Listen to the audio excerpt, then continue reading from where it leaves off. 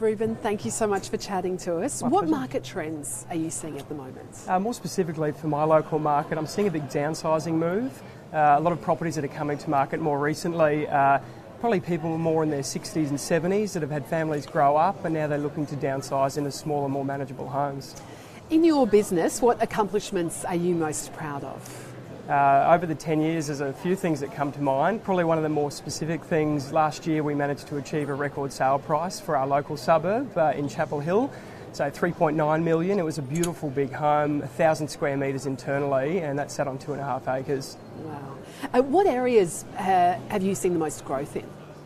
Again, probably more locally in my specific market in Chapel Hill. Over the last 6 or 7 years, we've seen growth. Not huge growth like we've seen in Sydney, but consistent growth, probably 3 or 4% per annum, which in my opinion has been sustainable and it lies a better foundation for real estate as an investment in the area. What's been your most memorable listing?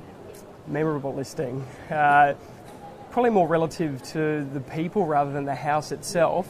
Most of my clients, I've been rather lucky, have been wonderful.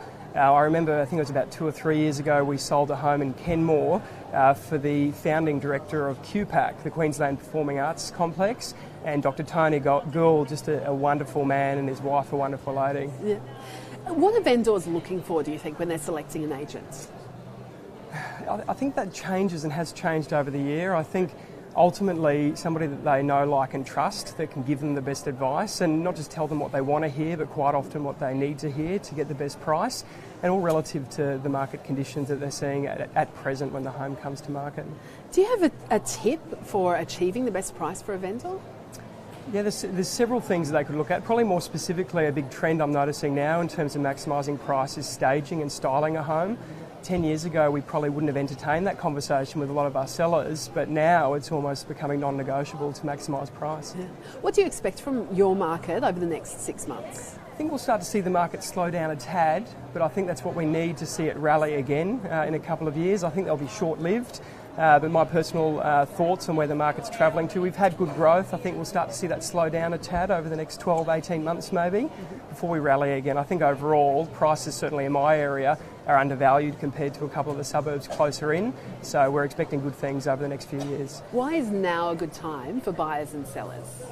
I think that for sellers particularly, we're noticing that stock levels are really quite low. So there's a lot more competition amongst buyers with there being less properties to choose from. So I think that's why we're seeing that price growth and have seen that price growth over the last few years. Certainly less stock available and less properties for buyers to choose from. Marketing a property is obviously so important for a vendor to have a successful sale. Why do you think that is? I think it's just about getting people through the front door. I think it's hard to pinpoint exactly where a purchase is going to come from or the perfect purchaser for a home. Traditionally, I mean, yes, you'll certainly get more buyers coming from the internet, but I think it's important to widen that spectrum as much as possible because you just don't know where the perfect buyer will be from.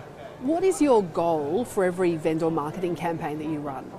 Maximising price. I think essentially that's the biggest objective, to maximise the price for the client and of course achieve it in the shortest time possible. I think that sounds cliche, but essentially that's what we're employed to do.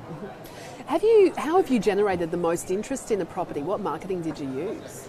As I mentioned earlier, I mean, your internet campaign, your online marketing campaigns are traditionally going to get most people through the front door. I'm seeing a big change in social media presence and the traffic that's coming from those that social media platform, if you will.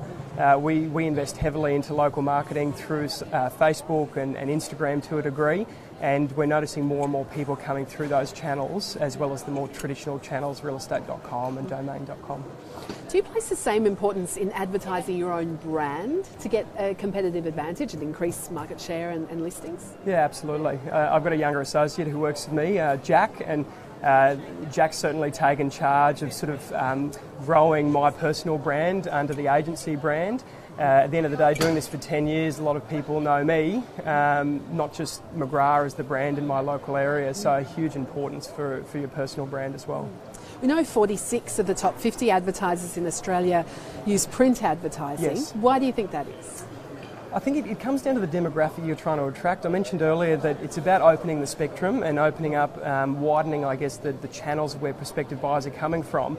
For my markets in particular, we invest heavily into local Westside News advertising, and we consistently see more buyers coming out of that paper medium.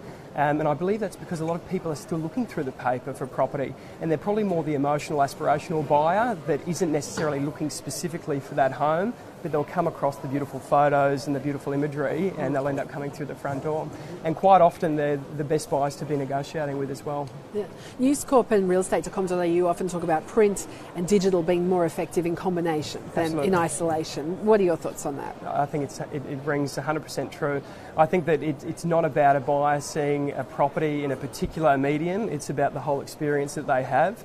And what we do find is a lot of people will see a property advertised in the paper, and then they'll go onto the online portals to get some more information, look at the floor plan, for example. So we try to make it important to ask the question, have you seen it in the paper? Because most people, when you ask where they've seen a property, they'll just normally say the internet. But when they think about it, they'll say, oh no, we have seen it in the paper before, and then we went to the internet for some more information. Reuben, fantastic to talk to you today. Thank you so much. Thank you so much for your time.